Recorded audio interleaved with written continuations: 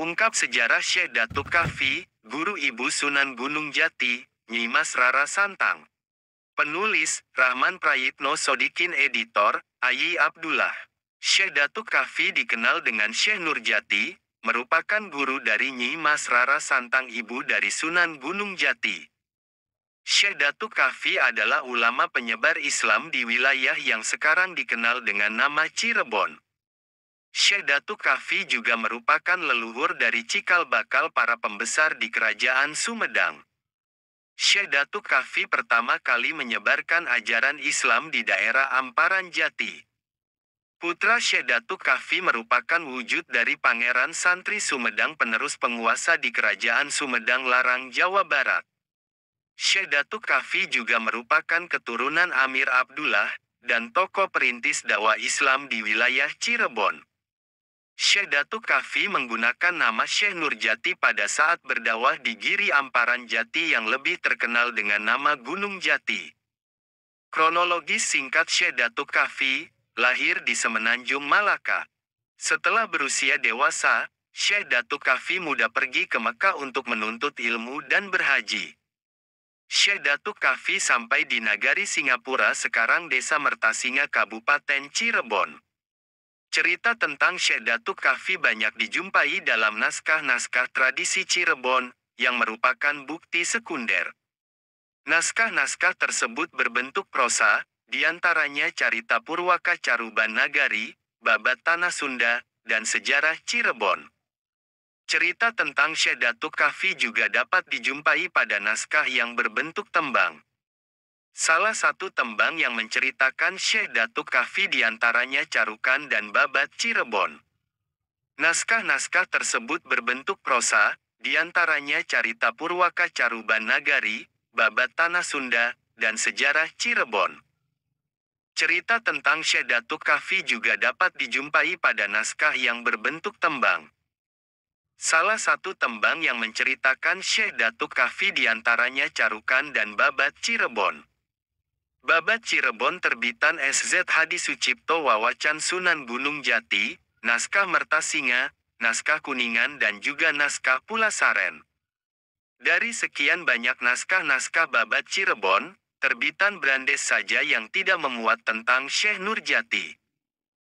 Sedangkan naskah tertua yang menulis tentang Syekh Nurjati dibuat Arya Cirebon pada tahun 1706 Masehi. Singkat cerita, Syekh Datuk Kahfi melakukan dakwah Islam di salah satu kampung yaitu Pasambangan.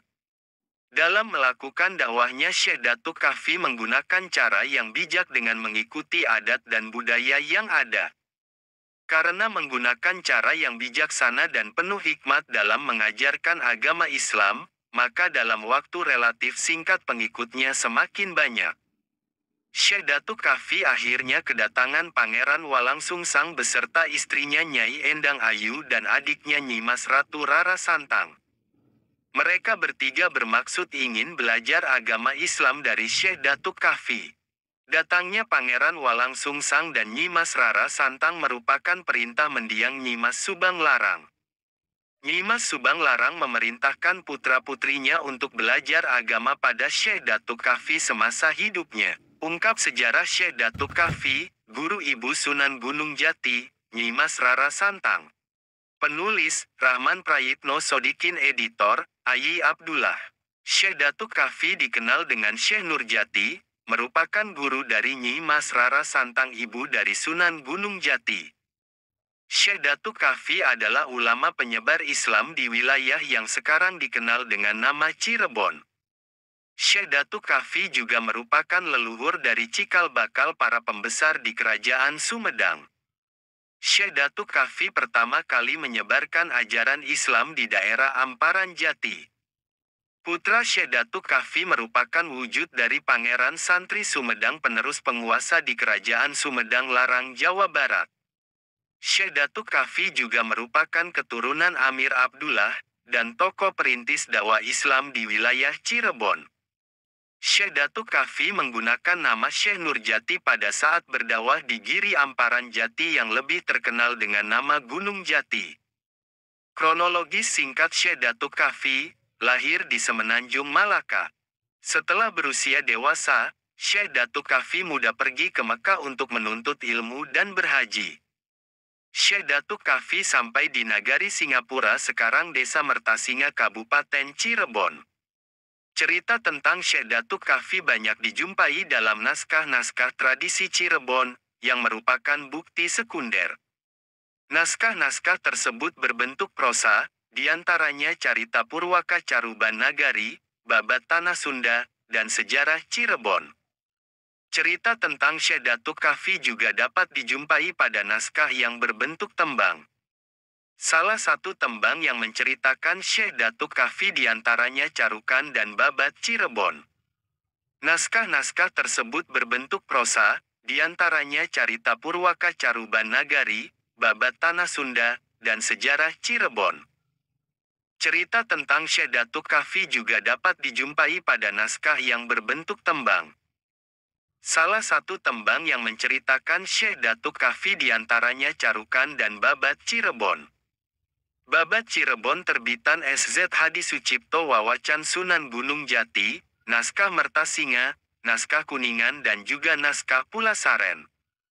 Dari sekian banyak naskah-naskah Babat Cirebon, terbitan Brandes saja yang tidak memuat tentang Syekh Nurjati. Sedangkan naskah tertua yang menulis tentang Syekh Nurjati dibuat Arya Cirebon pada tahun 1706 Masehi. Singkat cerita, Syekh Datuk Kahfi melakukan dakwah Islam di salah satu kampung yaitu Pasambangan. Dalam melakukan dakwahnya, Syekh Datuk Kahfi menggunakan cara yang bijak dengan mengikuti adat dan budaya yang ada.